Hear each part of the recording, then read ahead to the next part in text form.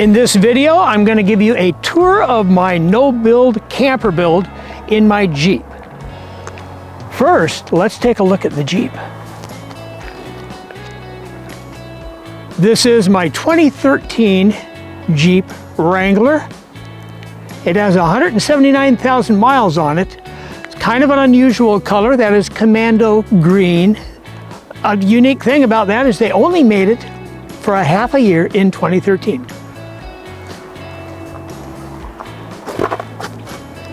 It also has the Oscar Mike trim package, star, everything else.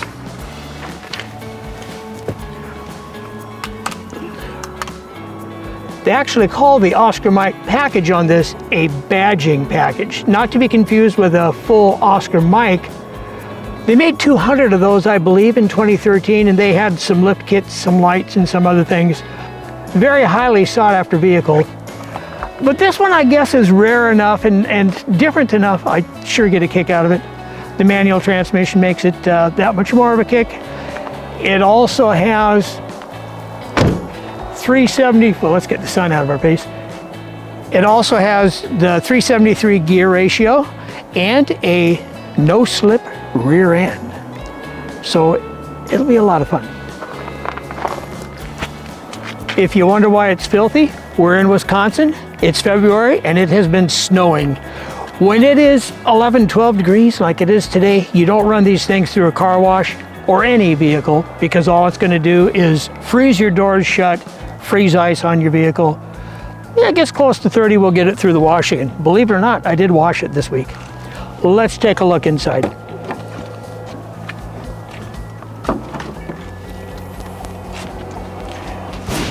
It's always struck me odd how the bottom of the gate opens before the top. That's so counterintuitive from pretty much any other crossover on the market. But that's the way Jeeps are. I don't know if they were always that way, but that's how they are. With the tire carrier, it's kind of a must. You'll notice there's no latch here anywhere. That closes down, the gate holds it shut. Let's get a closer look inside. Start right from the top. This is what I use for a curtain on the back window. There's just no good way to do reflectix on that window other than maybe Velcro them right on the glass. I would just assume hang this up, have a little color, a little variety in there. I do have reflectix for the whole thing. I didn't put them in because I need the light coming in for the sake of the video. Okay, let's take a look at what we have here. I'm going to start with the bunk.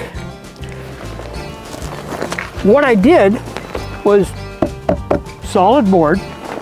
See if you can get a good look at that. That was a solid plank, 2 feet wide, 24 inches by 6 feet, 72 inches.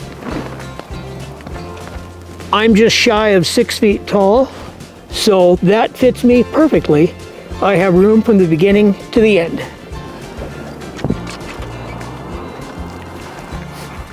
On top of that, let's take another look. My Kelty sleeping bag is sitting on top of a quilt. This is actually a bedspread I bought at a Goodwill store years ago. It is wrapped 3.5 times around, and inside is my backpacking air mattress. It looks a little sideways, and yeah, when I lay down in here, I'm just a little bit sideways. There's an emblem in here to show me the halfway point between the two E's on the word Jeep. And that tells me I'm just a hair over the middle line of the truck. But that gives me plenty of room.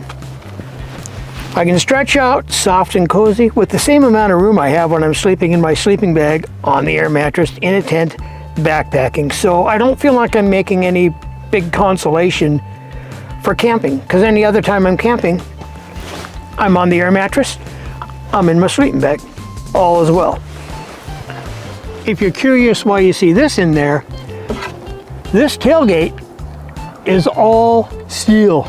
So on a cold night in Wisconsin, January, February, I can fold this in half, line the tailgate with it, and it keeps my feet from freezing on that cold metal. It actually works pretty good. I have room to store blankets behind the roll bars. My Reflectix roll up and go on this side. Right now they're in the garage. I'm going to give you another close look at how this bed system assembles and disassembles. Check this out. When I want to take this apart, 3 sections. They just lift apart, fold back together, neat and pretty. I can pull everything back, fold the seat back, and it all works well. Let's take a look at what's on the other side. If you're curious at all about the carpeting in here, that's not carpet. I put a Indian blanket or Mexican blanket, whatever you want to call it, down on the floor, mainly to add some color to break up from all of the dark. You drop something in here at night and you're done. All of the outlets in this vehicle shut off when the key is off, except for a 12-volt outlet in the back. So I can plug something in there, but I'm careful about the draw. I do have a Jackery. This is a 290. That'll run a small 12-volt electric blanket, something like that. It'll run my lighting, charge up my batteries, charge up the camera batteries. It actually comes in quite handy. There is plenty of room in here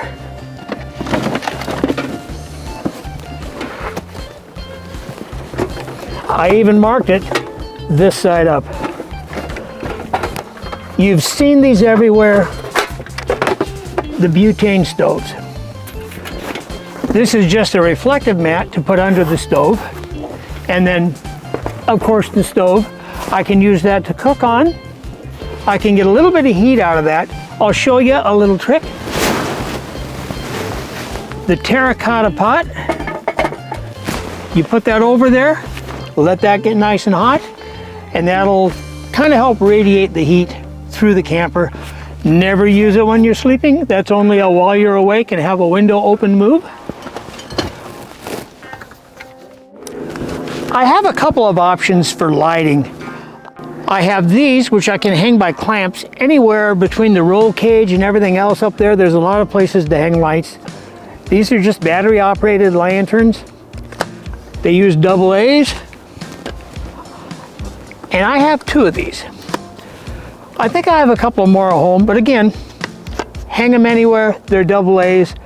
Rather than buy USB lights, I think I'm just going to invest in rechargeable batteries and a charger. And then I can swap those out as needed, because these are getting a little low. I also have just a good old-fashioned buy it at the hardware store clamp light. 110, I can either plug it in to the truck and that electrical outlet, or just plug it into my Jackery. It draws about 7 watts, no big deal. I can run a couple of these. I will actually use these for doing some videos at night if I'm recording inside the vehicle. They work very well.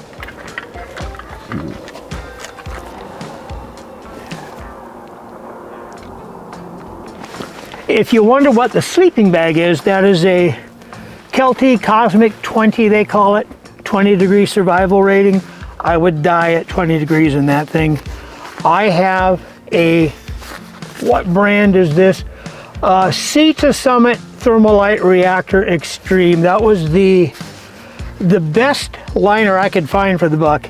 In this, at about 20 degrees, I'm okay. I'm not particularly warm, I'm okay. I will generally put foot warmers on my feet or something like that. But I do have that. I also have a 12-volt, plugs into the Jackery, electric blanket. 3 settings, low, medium, high. This one is actually a Goodyear because I've gone through a few of these over the years.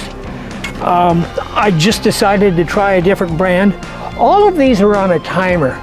You turn this on and there's a timer to how long it goes off. These are 45 minutes. Within 45 minutes, they are done. I am looking in here for my coffee cup. All of my gear, I use my backpacking gear for the most part, with the exception of the stove. So I have my coffee cup and everything here. One of the most important things I wanted to be able to do with this build was be able to sit in it just like this, lean back, put my feet up, read a book, enjoy my morning coffee, enjoy the beautiful view, and just chill in the vehicle. Stay warm, enjoy myself. The other thing that was critical is the ability to bug out quickly. If I'm stealth camping, I want to be able to slide in, slide out. I can get through there. I've done it more than once. I wish I could take the armrest out, but I can't. It just isn't appealing underneath cosmetically. The way the shifters are and the emergency brake setup, it just doesn't look nice. I tried. Seriously, check out that view. Let's take a look this way. That is just gorgeous. Beautiful winter Wisconsin day. Chilling out in the Jeep, reading a book, drinking coffee. This would be a great day to just stay out here, but I have a video to edit, boys and girls. For just running around, camping for a weekend or something like that, these two totes do just fine. The nice thing about them is they're collapsible. I can put my gear in. Like I say, if I had a cooler along, it would be in the front seat. That would be fine. In a pinch, I can hobble over and get out of here. If I had my backpack, I would probably only have one of the totes, and the backpack would be behind the seat with all of my gear in it. Everything just seems to fit so well, and I can do everything I want. I can break it down in 5 minutes. I can still fold up that back seat, haul the grandkids around, have some fun with it. I didn't have to drill a hole or do anything, completely no build.